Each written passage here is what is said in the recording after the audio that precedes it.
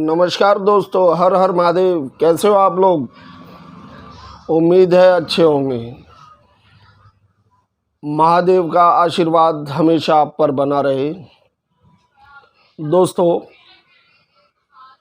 आज मैं आपके लिए दादा दादी की एक प्राचीन कहानी लेकर आया हूँ।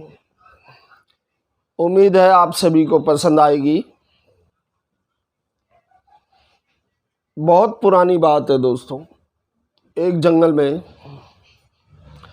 एक गीदड़ और एक ऊंट रहा करते थे और दोनों में गहरी दोस्ती थी दोस्तों।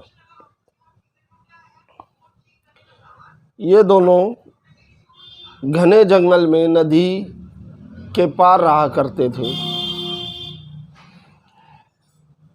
एक दिन दोस्तों, नदी के उस पार खेत हुआ करते थे और किसानों ने वहाँ गन्ने की फसल लगाई हुई थी।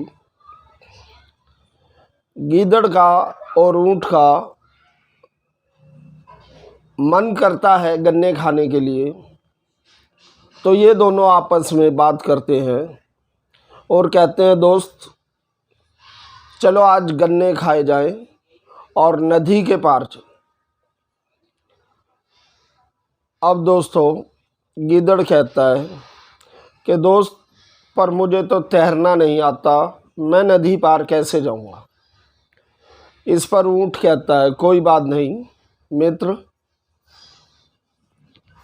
आप मेरी पीठ पर बैठ जाना और मैं तुम्हें नदी पार करा दूंगा और दोनों वहाँ गन्ने खाकर और फिर वापस आ जाएंगे। तो दोस्तों, ये दोनों मित्र नदी की तरफ चल पड़ते हैं और गीदड़ जो है वो ऊंट की पीठ पर बैठ जाता है और ऊंट नदी पार करवा देता है गीदड़ को और ये वहाँ जाकर एक किसान के गन्ने के खेत में घुस जाते हैं और वहाँ पेट भर कर गन्ने खाते हैं दोस्तों।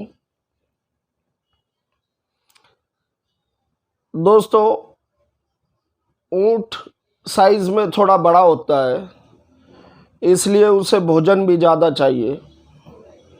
ऊंट का पेट अभी भरा भी नहीं था और गीदड़ का पेट भर जाता है। अब गीदड़ कहता है कि दोस्त, मेरा तो पेट भर गया है और तुम्हारा क्या हुआ, अभी पेट नहीं भरा क्या? चलो चलते हैं। मगर इस पर ऊंट कहता है कि नहीं दोस्त, अभी मेरा पेट नहीं भरा है, तुम ज़रा बैठ जाओ, मैं तब तक और गन्ने खा लूँ, उसके बाद चलेंगे। मगर दोस्तों, गीदड़ अपनी शैतानी से बाज नहीं आता और कहता है, कोई बात नहीं, तुम गन्ने खाओ तब तक, अब मेरा तो पेट भर चुका है, मैं गाना गाता हूँ। और दोस्तों, ऊंट के लाख मना करने पर भी गीदड़ नहीं मानता और वो अपनी आवाज़ में गाना गाना शुरू कर देता है। वो ज़ोर ज़ोर से चिल्लाने लगता है, हू हू हू। अब ये आवाज़ सुनकर खेत का मालिक किसान समझ जाता है कि खेत में ज़रूर कोई जानवर घुस आया है और दोस्तों वो डंडा लेकर आता है और इनको खदेड़ता है। गीदड़ तो दोस्तों ईंख में कहीं छिप जाता है, मगर ऊंट अपना साइज़ बड़ा होने के कारण वो दूर से ही दिखाई दे जाता है। किसान ऊंट की खूब पिटाई करता है, ऊंट की पीठ पर डंडे मार मार कर नील पड़ जाते हैं और ऊंट कर्रा उठता और वहाँ से भाग पड़ता है। भागते भागते ऊंट नदी के किनारे पहुँचता है और इसके पीछे पीछे गीदड़ भी वहाँ आ जाता है। अब दोस्तों, ऊँट गीदड़ को कहता है कि दोस्त तुमने अच्छा नहीं किया, मेरी पिटाई करवा दी, मैंने तुम्हें गाना गाने के लिए मना किया था। गीदड़ कहता है कि दोस्त मेरा पेट भर गया था, मैं क्या करता, तुम तब तक गन्ने खा रहे थे, मैंने सोचा गाना ही गा लूँ। कहता चलो कोई बात नहीं, नदी पार करते हैं और अपने इलाके में अपने क्षेत्र में चलते हैं।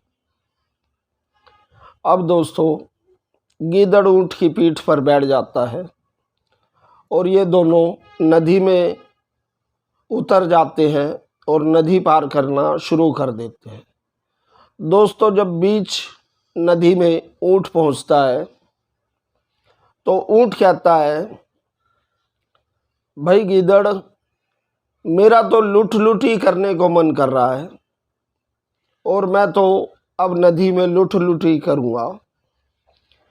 इस पर गीदड़ कहता है नहीं भाई नहीं, तुम लुट ही मत करना, मुझे तैरना नहीं आता और मैं डूब जाऊँगा, ऐसा मत करो। कहता है कि जब मैंने तुम्हें वहाँ खेत में गाना गाने के लिए मना किया था, तुमने मेरी बात मानी थी नहीं,